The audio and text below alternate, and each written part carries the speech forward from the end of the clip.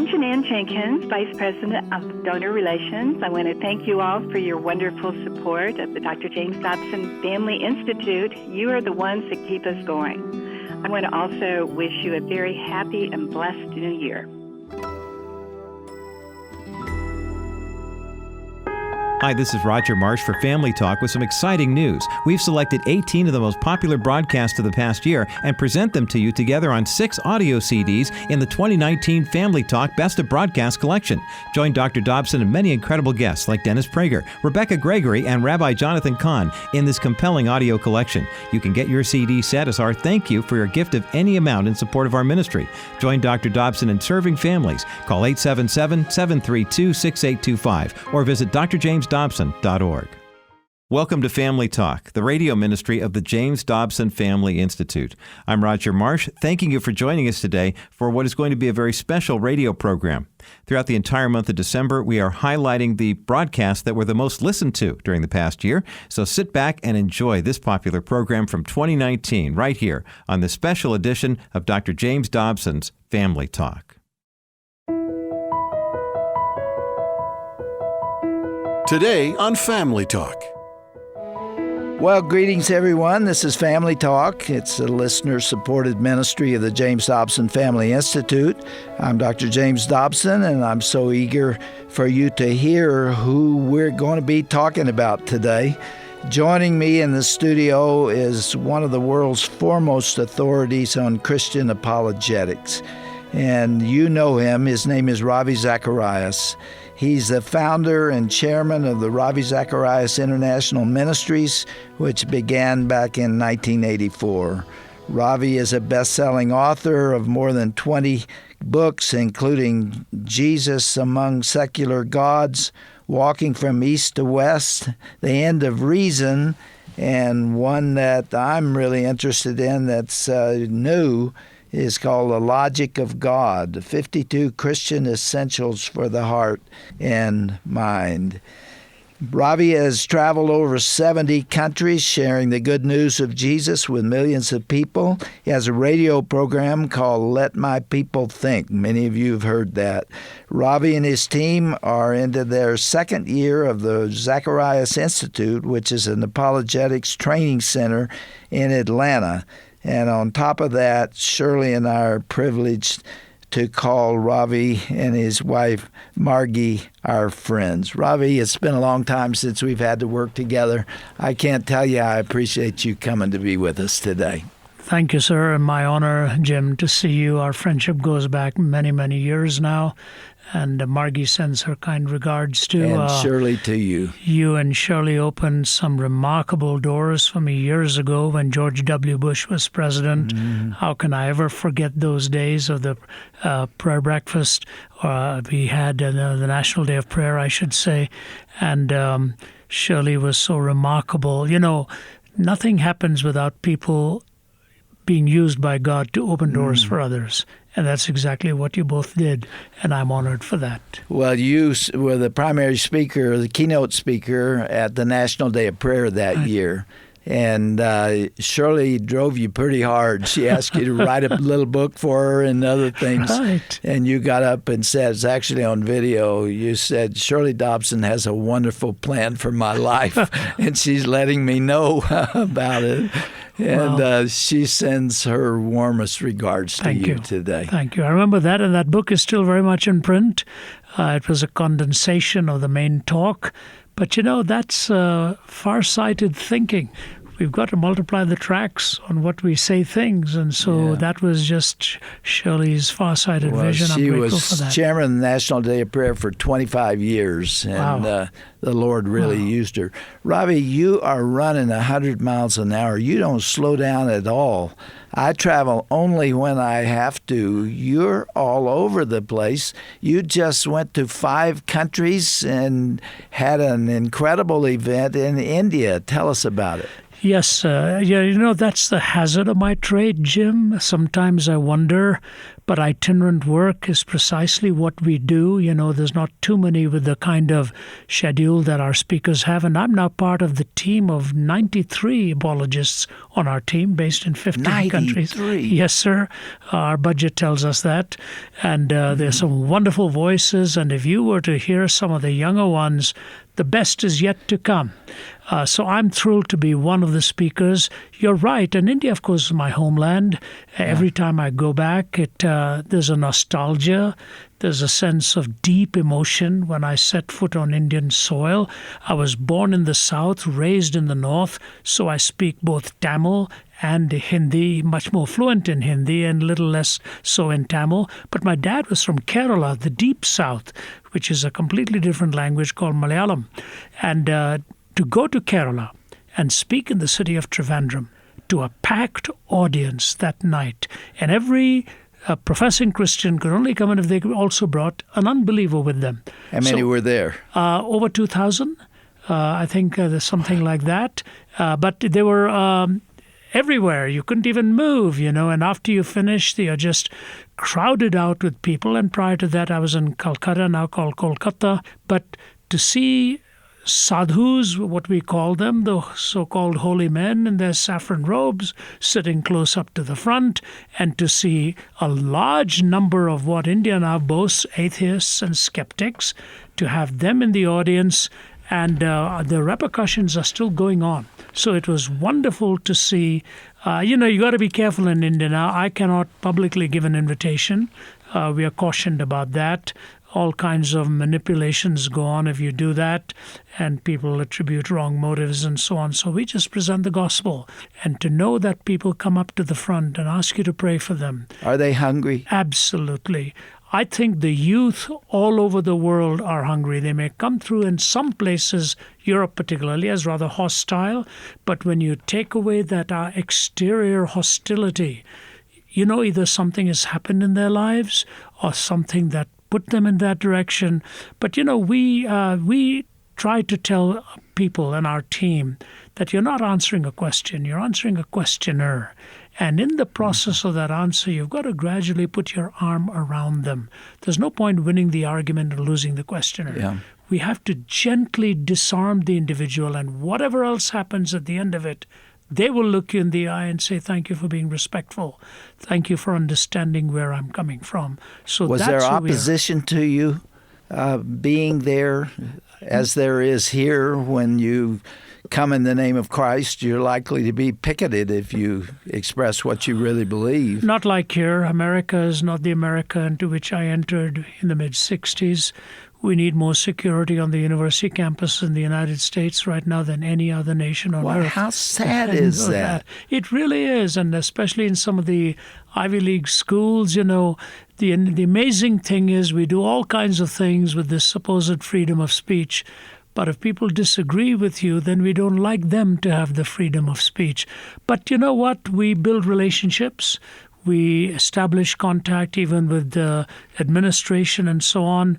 Every now and then we may get some pushback, but 9 times out of 10 we are there. We try not to throw a match into the oil or whatever it is. We try to win them a little at a time. When I was at Michigan State, I think we had about 9,000 for an open forum. University of Florida, 7,000. Even the president came. And as I look at the university forums... They didn't try to keep you off campus? No, sir, they didn't. They ask more questions now, and they are cautious, but... we do have a welcoming voice. We had recently some of my team members at Berkeley, and they weren't troubled. They had to be it's navigating carefully. And ultimate thing is to present the truth of the gospel of Jesus Christ, who Jesus is and what he said about the human heart and about the rescue he offers. Your great passion and your mission in life is apologetics. There are some people listening to us who don't know what that means. Tell us again. Yeah, and actually there are a lot of people, and sadly the very word apologist has taken on sort of negative connotations. Yeah. If you're introduced as an apologist for the Christian faith now, they're trying to imply that you're some kind of feisty individual out there with an agenda. But of all people, a fisherman by the name of Peter. He's the one who gives us the best mandate for apologetics. In your heart, set apart Christ as Lord. And always be prepared to give an answer for the reason that is for the hope within you, and to do that with gentleness and meekness. Think of that. An ordinary fisherman who was transformed into the reality that people have questions, but before you answer them, your heart has to be set apart with that sacredness of Christ's presence. And when you're answering, give the answer, but do it with gentleness and respect. I can't think of a more comprehensive statement for Christian apologetics than that in a few words. It comes from the Greek word apologia, to give an answer. At the descent of the Holy Spirit in Acts, as they are totally confused as to what is happening, Peter says, let me explain. Mm-hmm. Let me give you an apologetic for what this is.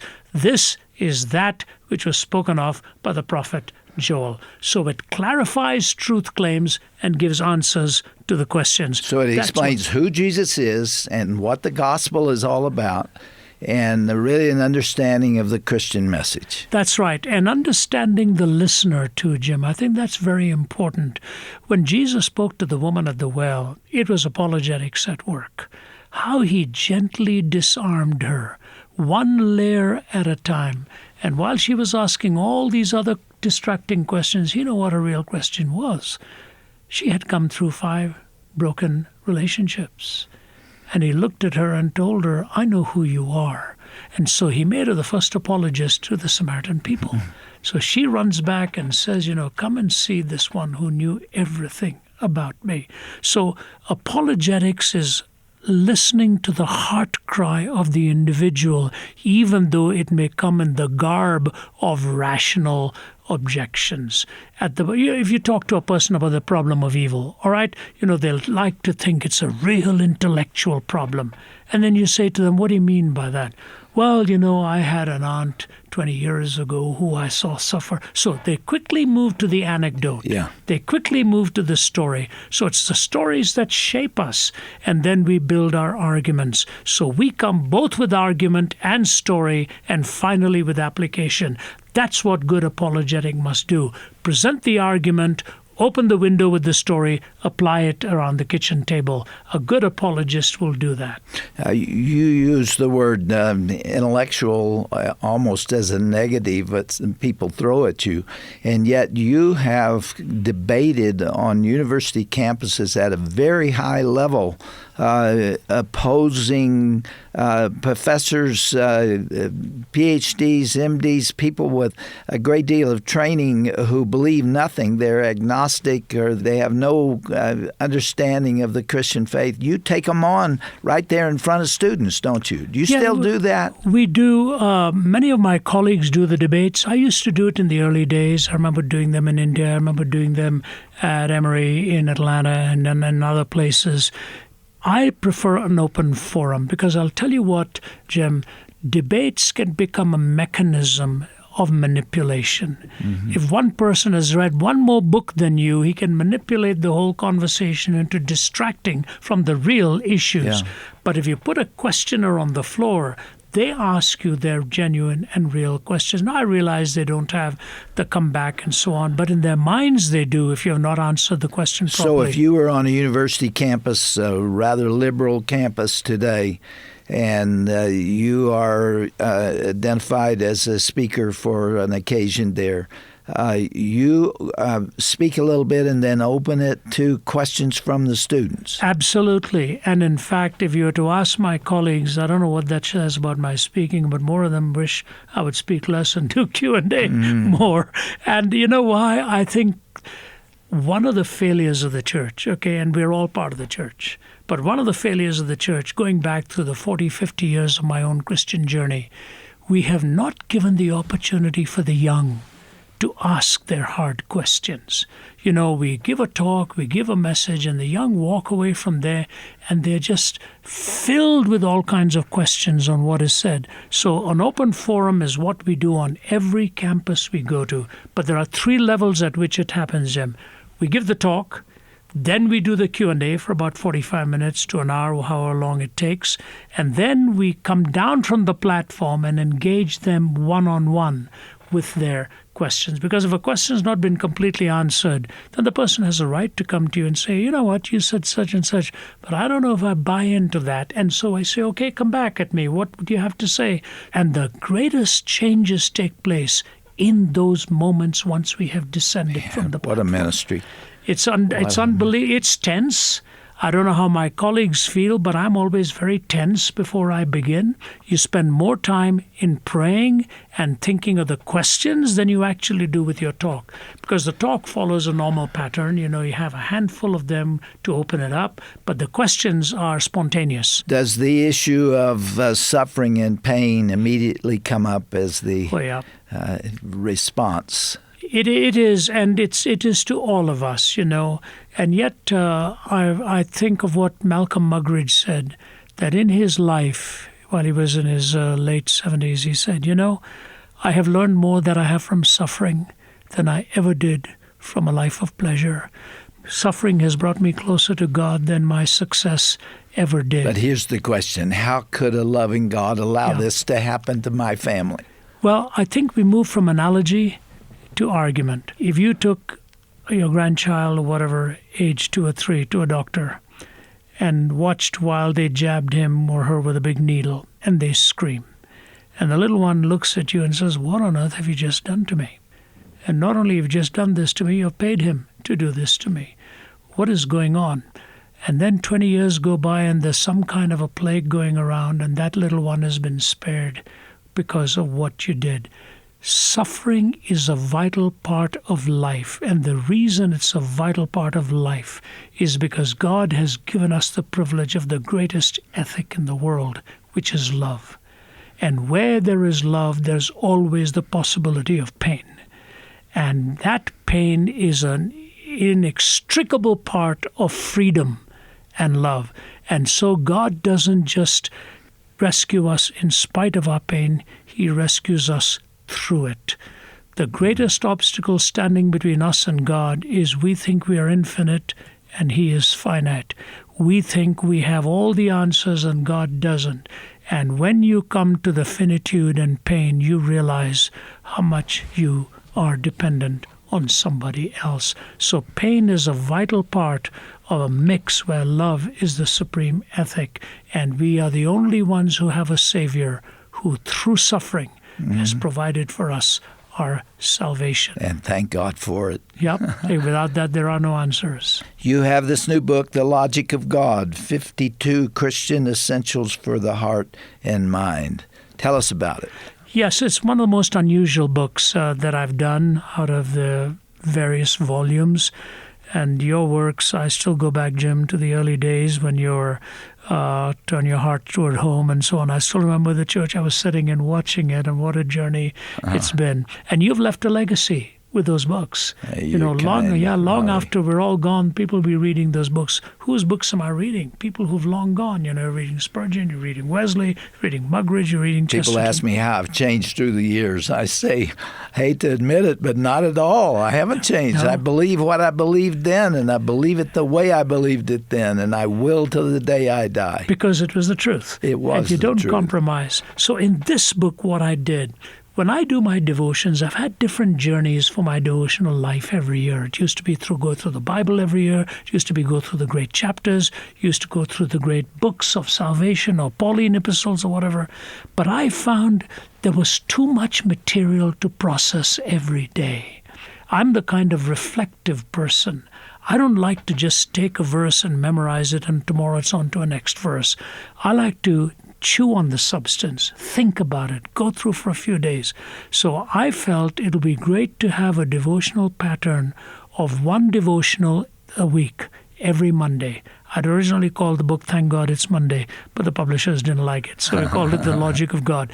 Every Monday you take a devotional and through the week process it in your mind and grow through it, and next Monday you move on to the next one. So it's 52 devotionals.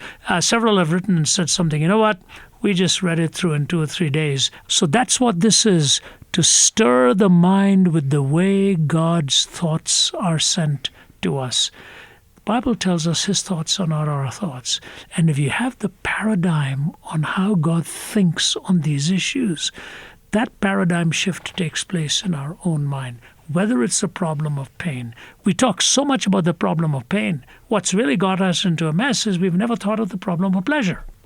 That is true. We don't have boundaries set. We want to push back the barricades, and then we wonder, how did we end up in this mess? So those are the kinds of subjects we deal with, and hope people are sending back good responses to it. And I have to say, my dear research assistant, Danielle, was particularly helpful in collating the stuff that I had written over the years. So I have to give her my heartfelt thanks. Ravi, you're here in Colorado Springs to speak at the Summit Ministry. Those who have followed me through the years, even back to the Focus on the Family days, know that I love that ministry and have supported it in every way I could because it played such a key role in the life of my son, Ryan, and what it did for him when he was 17 years of age. It just clarified many things for him and set him on the path. And you're going to be there to speak tonight, I assume. Yes, sir. Actually, it's a dialogue with Dennis Prager. Dennis and I have done a few programs together. What a change that will be. So it'll be, he's an amazingly engaging person. I love Dennis. I've listened to him. He spent a whole day here with us. Did he really? Recently. Okay. Yeah. Very kind to us evangelical Christians. Actually, the first time I heard, my wife was a great follower of Dennis, and so we went on a cruise where Dennis was the speaker. I didn't even know him, and then somebody told him I was on the ship, and he was very kind, invited me to join him for dinner, and then introduced me to the people who were on that ship. They were all there to hear him, and I just am fascinated by how good he is at what he does and how clear he is in what he says. And now with this Prager University, he's just breaking new ground. So I'm here for that. But to go back to Summit, they're the ones sponsoring it. They were one of the trailblazers, and nothing is as testimonially rich as somebody who says, my son or my daughter was blessed by them, as you have said. But they realized how critical it is on our campuses and how important it is to be preemptive in your thinking, to be prepared before you face the full brunt of the attack. Dennis is an Orthodox Jew. Are you going to talk about Jesus? Yeah, I'm sure we will. When a question comes from the floor, Dennis is very kind. And in fact, I noticed in my itinerary, I didn't know that was there. A few weeks down the line, we are somewhere else. I don't know if it's California or what, and it's called Ask a Jew, Ask a Gentile. And, so when it comes to, I remember once a question came, we were at the Biola campus, and a question came up from the floor on what worship means to both of us, and Dennis very humorously said, that's Ravi's expertise. So he passed it on to me. And his expertise is the Torah. And I mean, he knows those books of the Bible. Yeah. Well, I find it fascinating when he expounds on that. We stand on the shoulders of the Hebrew Scriptures. Absolutely. And I had a great 1-hour discussion with Ben Shapiro as well, and that had a huge listening audience, and Ben was very kind. And even Dennis, I'll never forget when he talked about when Messiah comes, he said, I'm going to have just one question for him. Have you been here before? I think it's a good way to put it. So I said, Dennis, you're still open then. That is possible that he has already been here before for you to ask that question. But he is not intimidating and he's not intimidated by the truths. When you really look at the Pentateuch, Genesis, Exodus, Leviticus, Numbers, Deuteronomy, okay? Genesis, our beginnings. Exodus, our redemption. Leviticus, the priesthood story, how we needed the mediator. Numbers, the statistical story of what happens. Deuteronomy, the place of the law. All of that is put right in the first 5 books of Moses. And I just always say to those who talk to me from the Hebrew perspective, just remember, redemption preceded righteousness. You cannot find salvation by obedience to the law. The law is like a mirror. It'll tell you your face is dirty, but you have to go to the faucet to wash it. And so that's what the gospel message is all about. It provides the cleansing.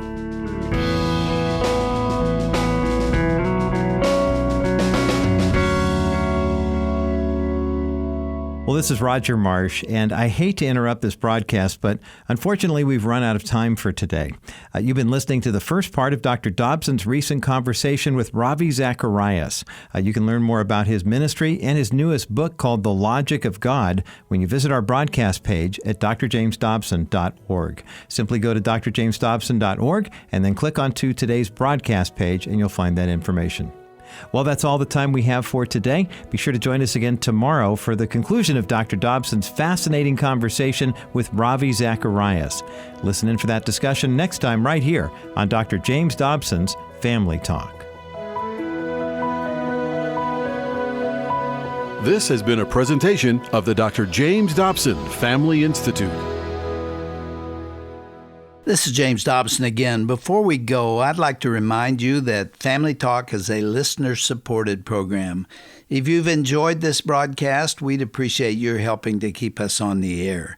As you know, we talk about everything from religious liberty to the sanctity of human life and raising boys and girls, among others. These are the passions of our hearts, and I hope they are for you too.